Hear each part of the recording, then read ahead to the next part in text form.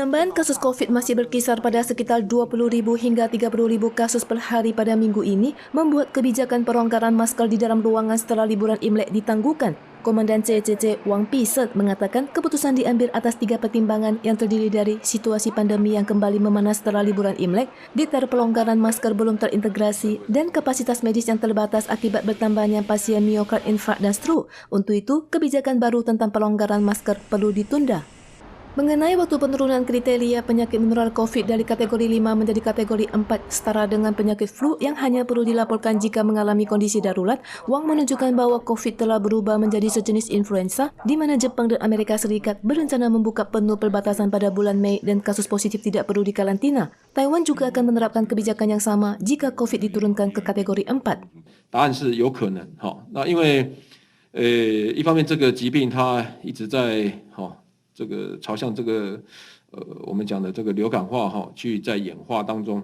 那么我们也看到5月8号是日本它定下来这个要做这个大幅度改变的时间。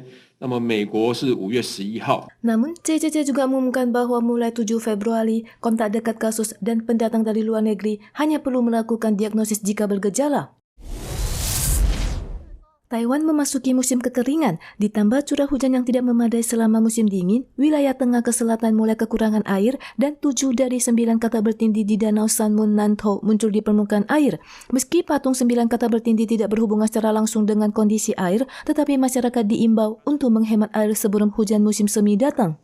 Selama liburan panjang festival musim semi tahun ini, Departemen Konservasi Air WRA telah memulai hujan buatan di hulu Sungai Cishan di Kaohsiung karena kekurangan air, di mana stok air di Waduk Lenyitan dan Chengwen kurang dari 40%, Waduk Usantou dan Nanhua juga turun ke bawah 70%.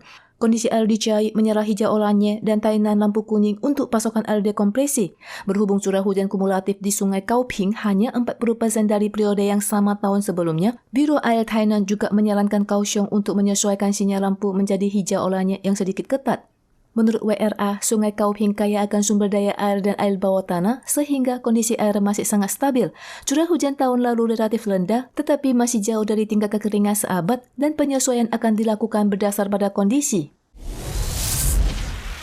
Liburan akhir pekan ini adalah Festival Lentera. Kegiatan Mercon Dewa Hantan Taitung yang sempat terhenti selama 2 tahun karena wabah akan kembali diadakan tahun ini pada hari Jumat hingga Minggu.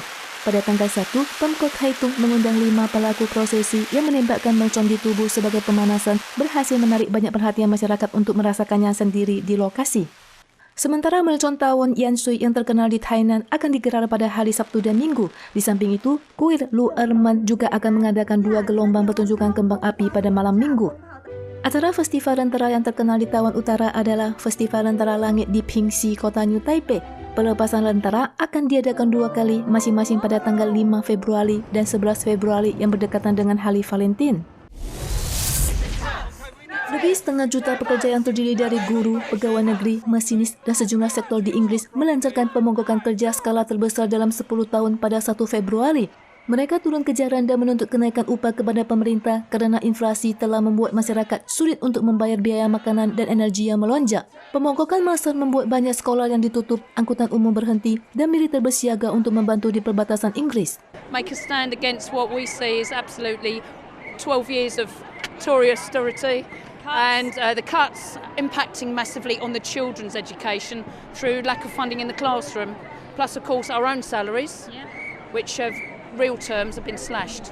Aksi mogok kali ini mencakup 300,000 guru, 100,000 pegawai negeri, dan puluhan ribu dosen universitas, pegawai kereta api, dan sektor lainnya. Serikat Pendidikan Nasional mengatakan bahwa dibandingkan tahun 2010, upah pegawai negeri berkurang 203 pound sterling atau sekitar 7.500 dolar Taiwan. Meskipun pemerintah mengusulkan kenaikan gaji guru sebesar 5%, tetapi kenaikan ini tidak mengimbangi laju inflasi. Para siswa juga turun ke jalan untuk mendukung guru mereka.